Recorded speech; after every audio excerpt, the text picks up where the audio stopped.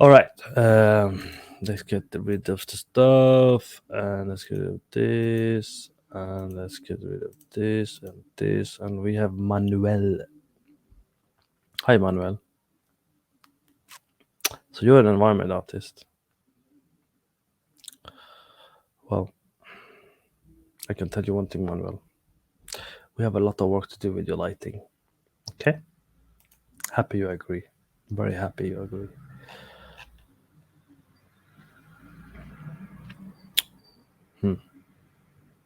I'm just gonna show mine instead of critiquing yours. I'm just gonna do this. This is how you do it. Okay? Okay. Great. No, I want to go back. Grrr. Lost you, man. Eh, eh, eh. Why doesn't it work? Give me back, Manuel. Don't take him away from me. Hustle MS. By the way, you want to change this. Guys, don't do this. You need to be searchable, especially if you're doing freelancing or want to do freelancing. You have to have your name there pop up. I don't even know if I have my name pop up. I'm telling you guys to do it. Probably should check. Have my name pop up. Yeah. Well, at least the two first one. So that's fine. Yes, you should have your name here. Yes. Morbius is a vampire.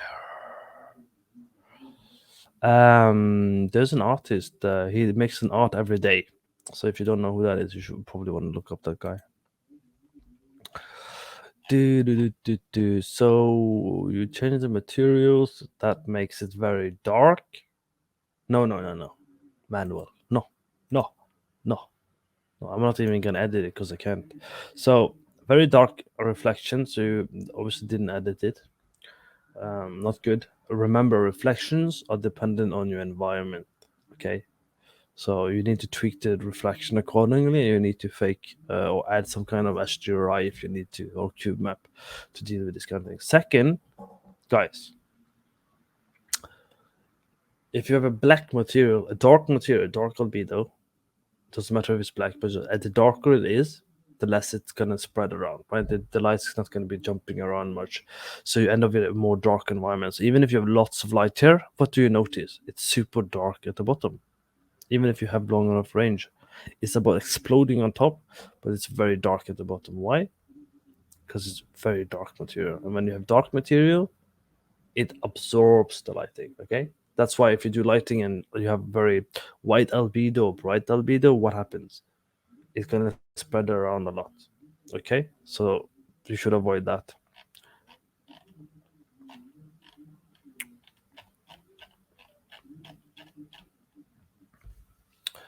Over, I mean, the environment is fine, obviously. I'm not too picky on that, but your materials are not correct. I can tell you that much. But hey, Manuel, if you go to my course, even if you think it's a lighting course, guess what? I teach you understanding on incorrect materials, and I teach you how to correct it old school. See that? It's lucky. It's your lucky day, bro. It's lucky day. It's very flat, very dark. So what does that mean? Okay. Does anyone want to guess? I mean, I should have taught you something by now. Someone needs to do a guess. Someone needs to come on and help me pass on this knowledge. Where are you? Where you go? There you go. Can I just do this?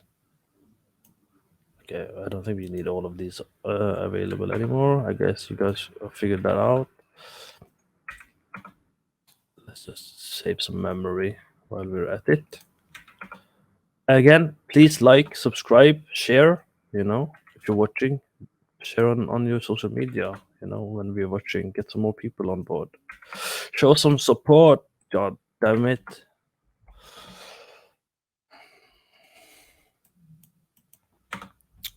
Cool. So here we go. Again. But different reason. And what's the reason? Anyone want to guess? Anyone want to guess? Anyone? Anyone? Anyone? No? Okie dokie. Don't want to guess? You're too afraid? That's fine. So this is super bright. It's okay to have bright, source bright. That is actually correct. So that's 1 point for you. Maybe it's a bit too bright, but it is correct to have the light source brighter than the source that's going around the room, right? This light is gonna always be brighter than the actual light that goes around the room, right? You can see the light hitting me on the side somewhere, I assume, but it's not gonna be brighter than the light source itself. Okay? It's very important to remember that. So you're not incorrect. But what's going on is the way you've set up the material reflection is there's something going on with the reflection. I'm not a material expert, I'll admit that, but I know something's off. I will have to go in and work on it. So basically what would happen here is we'll take like this huge 5,000 pixel and we're just gonna do this. I click too many times. Now it looks like it's foggy. Let's undo a little bit. Maybe something like that. Okay. Or after. Huge difference. What do you think makes more sense? This one that has suddenly darkness everywhere on the ground, or this one that has some brightness? You tell me. And I'm gonna wait for you to tell me. Also, compositionally wise, you want to work on your composition and focal point if you want to as well. Okay, gotta narrow down your image a little bit. You don't need to show everything all the time. Arguably, I'm not sure which one is better, but yeah. Do you understand the difference, Manuel? Okay, very good. Very good, very good. I'm very happy to help you. Thank you. Come again. What else? Not gonna use this. Wow, what's going on here, bro? Bro. What's this? Ooh, bro. Last year, bro. Come on, Manuel. It's interesting. I see the color palette. I get it. So it's very common to use the orange blue color palette. That's fine. It's very traditional, but there's a lot of light going on here. There's light here, which is orange, but it seems blue. I don't know if it's the material, what's going on, but it doesn't seem correct. This one is blue, seems correct. Super bright emissive. Probably could turn down the bloom a bit. A bit too much fog inside, probably, because the thing with fog, it creates flatness, and it also desaturates. And what do you know? Oh my god, this amazing lighting course covers everything you ever need to do. The danger of fog. What do you know? This guy is so prepared.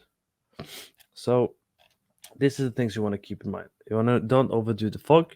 Fog desaturates color. I dare you to go to Unreal, any of you. You take two of the same color, super bright, super saturated, add in fog. The one in the fog is gonna lose its saturation. It's gonna look like two different color, but it's not. So that's the thing with all of the other pieces as well. When the minute you add fog, it changes the color balance and the color harmony, and you need to understand what happens and why you're doing these things. Flat. When I say flat, Manuel, I mean this is obviously foggy. So when you're foggy, light scatters. When light scatters, it tends to be brighter. That's why concept artists they like to use a lot of fog in their darker pieces. So, for example, I'm just gonna. Well, it's a public space, so I should be allowed to search thing, right? I can find something. Black Ops, obviously. Black Ops do it too. So anything that's dark, and this is from an actual inspiration, I'm guessing, or maybe. So we use fog. Why? Because if you remove the fog, this is all dark. Okay, very important to understand that. That's why concept art is, or even in this case, this inspirational piece. You can see it here as well. Yeah, this I'm not going to comment whoever that is, but The fog is there to fill the light, but the minute you do that, it gets flat. Okay.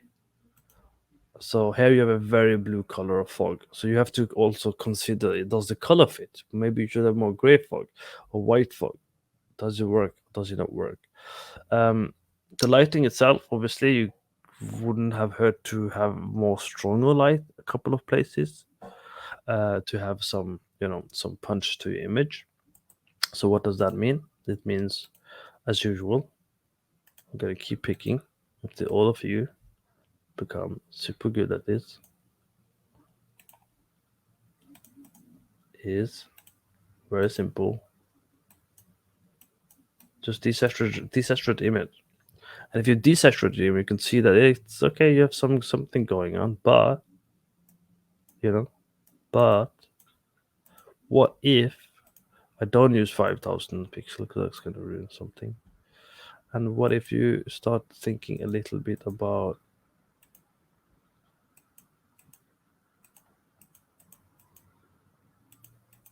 highlighting some of the stuff, right? Make things pop. And it's okay to go darker too. I'm gonna exaggerate in this case, but why did I go highlight? I don't want highlight. And sometimes you might go darker, and that's fine. But it's all about understanding these things and figuring out how you can do that in the engine as well. But if you don't know what you're looking for and why I'm commenting, you don't know what to do. That's why when I teach the courses and teach my students, this is the first thing I drill on them for months. And Thomas Hose, one of my students, he got a job after 3 months. He got a lighting artist job because this is the one thing I drilled for him to learn, and that's all he needed to really have someone train him to that. Okay, so this is super important. Do not underestimate this. Super important. Cool. I'm sure you get the idea, right? What else do we have going on? Boop, boop, boop, boop. And we have. If that was useful, you should head over to courses.lightingbot.com and consider some of the courses and mentorship. You'll be able to learn all of these things: fundamental of lighting, incorrect materials, exposure, EV, how to use volumetrics, how to deal with light bidding, how to do post-process grading, emissive, how to do fill light and extra lighting, different times of day, how you do it differently for each day using EV, how to go away from the EV and technical lighting to do artistic lighting, understanding curves, analyzing painting, how it affects your art and lighting, how to train your eye and how to learn from painting, candle principle, Purkinje effect, game optimization, the danger of fog that a lot of people don't understand, and lots more. Again, we have had people go through the course and get work. We have some testimonial you can check. Little bit about myself, my co-author Sander, who has been going through the content and improving the content as well. He's a technical lighting artist, so more technical than myself. And you can check all the content that's being added on a regular basis, fundamental stuff, advanced stuff, technical stuff, and we're still adding new content because when students join, they have an ability to ask for some learning. Basically, you can also upgrade to monthly mentorship. You get some extra stuff for discount price, and you have me and other mentors. If you upgrade to 5 months, you can have an opportunity to get some career roadmaps or different offers. If you want a very specific offer, just talk to me and I'll schedule something specific for you as well. Okay, a great opportunity to learn.